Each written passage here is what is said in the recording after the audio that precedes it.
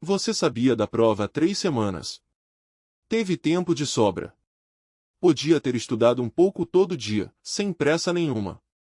Mesmo assim, começa a estudar de verdade só na véspera, virando a noite, no maior desespero, e você já sabe exatamente como isso termina, porque não é a primeira vez.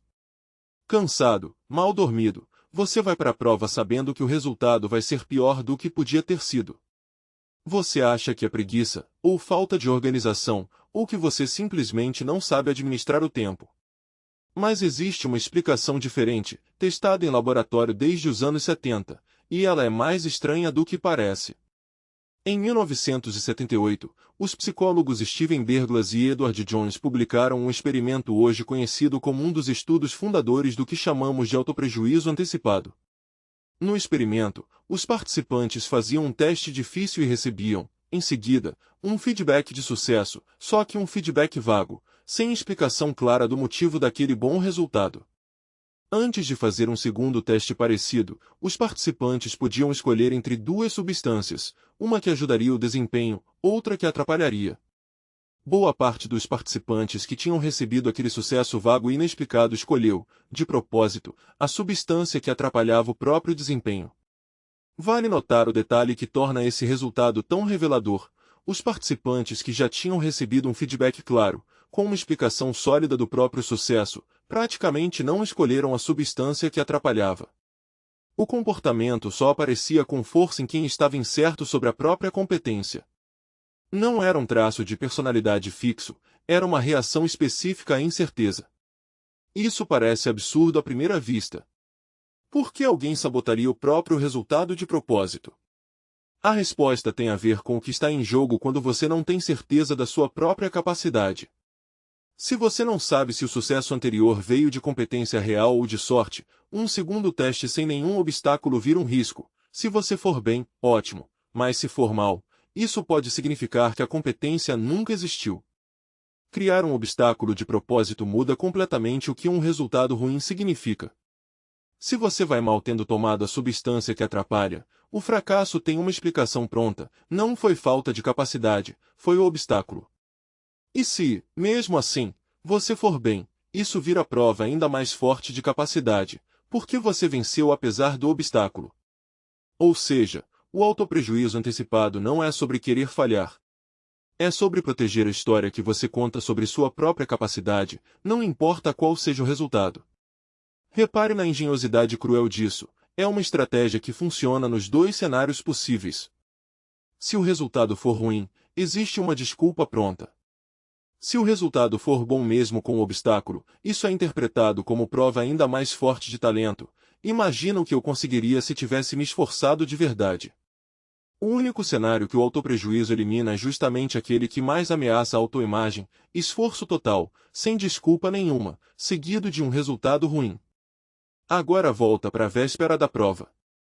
Estudar cedo, com tempo de sobra, sem nenhum obstáculo, e mesmo assim ir mal, é o cenário mais ameaçador que existe para sua autoimagem, porque não sobra nenhuma desculpa.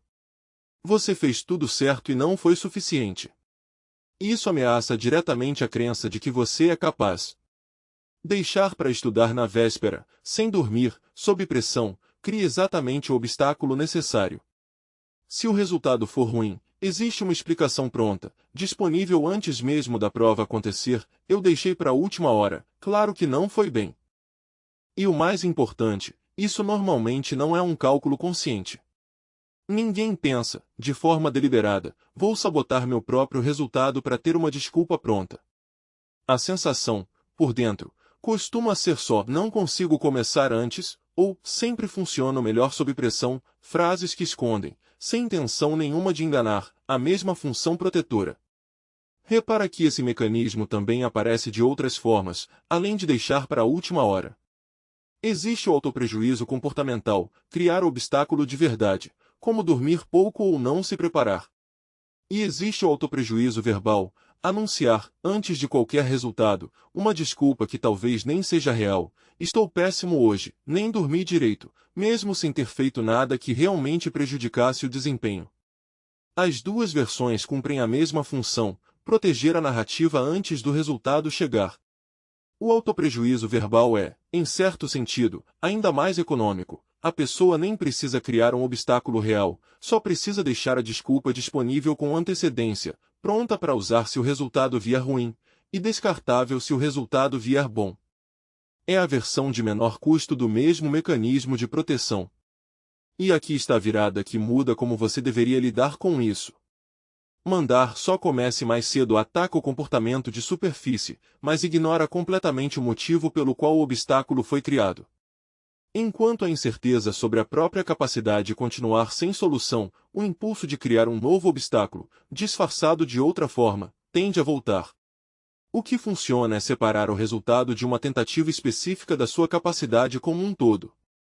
Um resultado ruim numa prova específica, mesmo depois de esforço real, é informação sobre aquela prova, aquele conteúdo, aquele dia, não um veredito definitivo sobre sua inteligência ou seu valor. Quando essa separação existe, um resultado ruim para de ser uma ameaça existencial e vira só um dado, entre vários outros, sobre uma tentativa específica. E, sem essa ameaça existencial, a necessidade de criar um obstáculo protetor perde grande parte da força. Isso não acontece da noite pro dia, com uma frase repetida uma vez.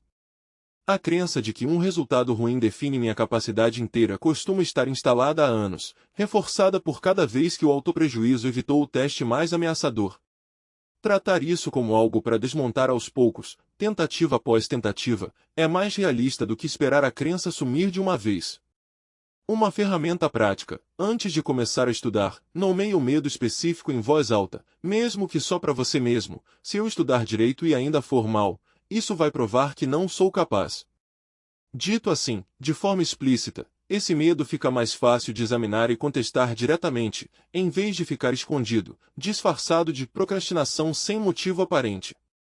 Depois, comece cedo de propósito, sem nenhum obstáculo construído, não para provar nada de uma vez só, mas para coletar um dado real sobre sua capacidade, em vez de proteger uma história sobre ela. Escolhe, se possível, uma tentativa de risco mais baixo para começar, um teste menor, uma tarefa com menos peso, antes de aplicar isso na prova ou na avaliação mais importante da sua vida. Coletar alguns dados reais em situações de menor risco ajuda a enfraquecer a crença de que qualquer resultado ruim, em qualquer contexto, seria uma prova definitiva contra sua capacidade. Repara na próxima vez que perceber que está adiando algo importante até a última hora possível, mesmo tendo tempo de sobra. Antes de assumir que é falta de disciplina, pergunta: que resultado ruim eu estaria evitando enfrentar sem uma desculpa pronta, se eu começasse cedo e ainda assim não fosse bem? Se existe uma resposta para essa pergunta, você acabou de encontrar o motivo real por trás do adiamento. Você sabia da prova há 3 semanas. Teve tempo de sobra.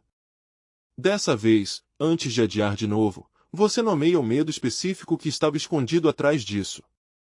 Esse adiamento nunca foi sobre gestão de tempo. Era sobre proteger uma história sobre sua própria capacidade, e a história tem conserto.